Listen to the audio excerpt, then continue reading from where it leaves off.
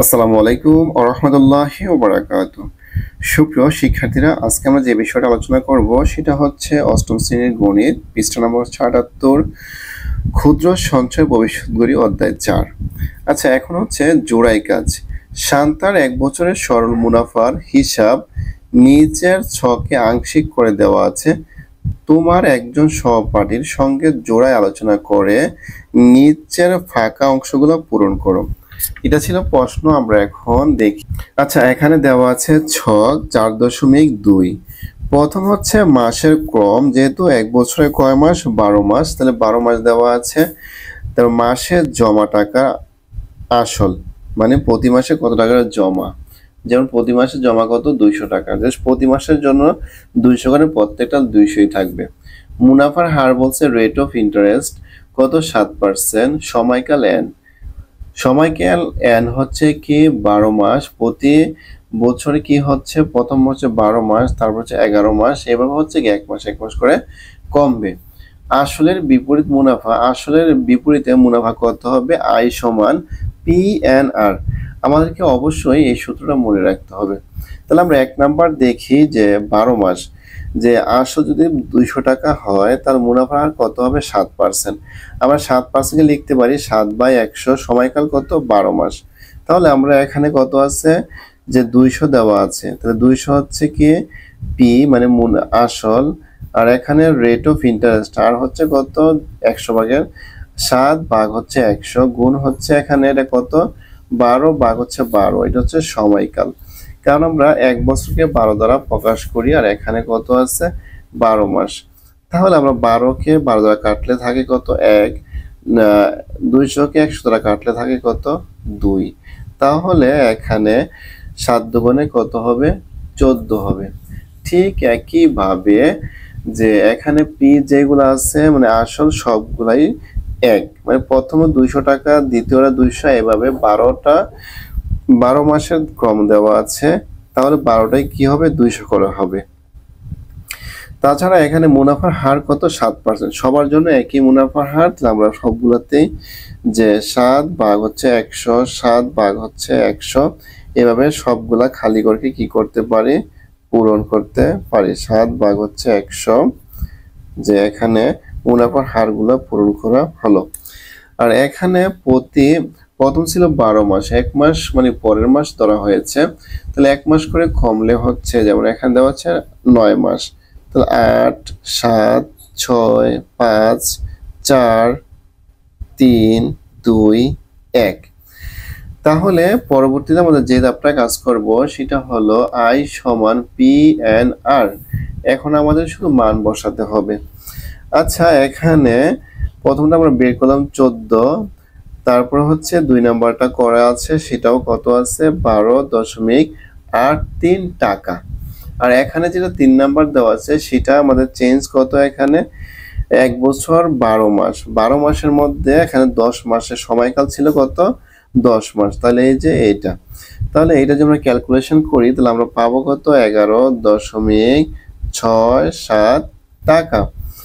আচ্ছা, তাহলে ৩ পর্যন্ত শেষ হলো। আমরা পরবর্তী যেটা ৪ নাম্বার, ৪ নাম্বারটা একটু দেখি। এখানে মুনাফা যে ২০০ হচ্ছে কি আসল, আর ৭/১০০ হচ্ছে কি রেট অফ ইন্টারেস্ট বা হচ্ছে মুনাফার হার বা সুদের হার।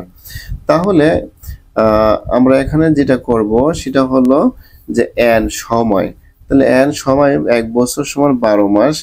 তাহলে এখানে কয় মাস বের করবো আমরা, ৯ মাসের।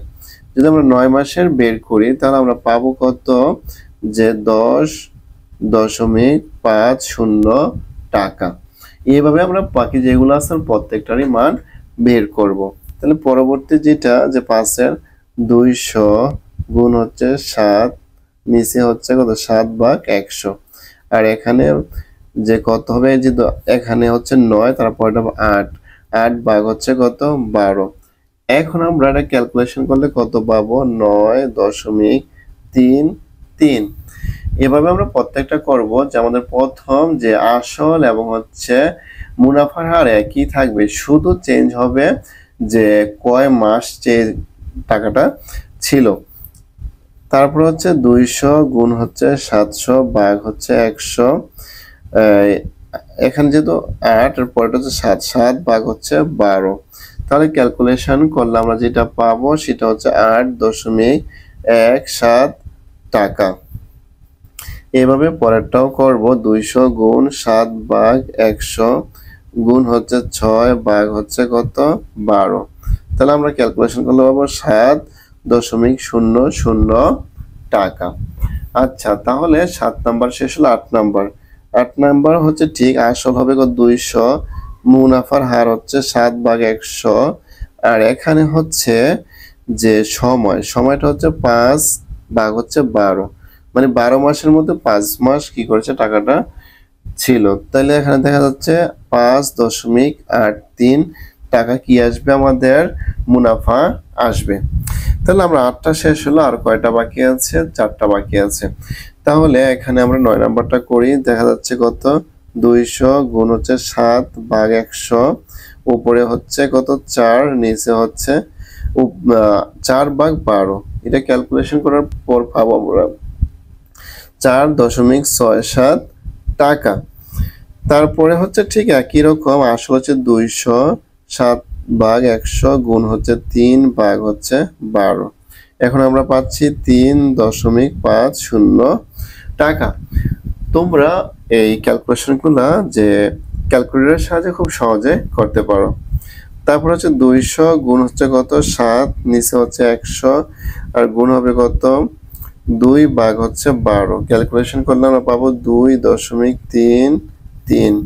পরবর্তী হচ্ছে যে আসল 200, মুনাফার 7 ভাগ 100 গুণ হবে কত, যে 1 ভাগ হচ্ছে 12।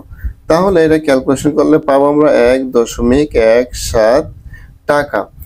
এখন যদি আমরা পুরাটাকে কি করি, যোগ করি, তাহলে যেটা পাবো সেটা হচ্ছে 91 টাকা। এখানে বলছে মোট প্রাপ্য মুনাফা। মোট প্রাপ্য মুনাফা কত হবে এখানে? 91 টাকা।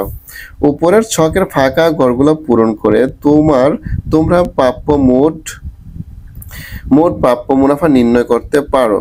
তোমাদের এই কাজ সহপাঠীদের সঙ্গে মিলিয়ে নাও এবং শিক্ষককে দেখিয়ে প্রয়োজনীয় সংশোধন করে নাও। সুপ্রিয় শিক্ষার্থীরা, এটা তোমাদেরকে আদেশ করা হয়েছে, তবে আমি এটা করে দিয়েছি। তোমরা খাতা কলমে এই ম্যাথগুলো বেশি বেশি করবা, তাহলে যে পরীক্ষায় ভালো করা, যেহেতু এখন পরীক্ষা নেই, ধারাবাহিক যে সামষ্টিক মূল্যায়ন আছে, মূল্যায়নগুলোতে ভালো করা যাবে এবং ফিউচার লাইফে যখন আমাদের এই ক্যালকুলেশনগুলো প্রয়োজন হবে তখন আমরা সহজেই ক্যালকুলেশনগুলো করতে পারবো। সাথে থাকার জন্য অসংখ্য ধন্যবাদ। ক্লাস যদি ভালো লেগে থাকে অবশ্যই সাবস্ক্রাইব এবং কমেন্ট করতে ভুলবে না। সাথে থাকার জন্য অসংখ্য ধন্যবাদ। আসসালামু আলাইকুম ওয়া রাহমাতুল্লাহি ওয়া বারাকাতুহু।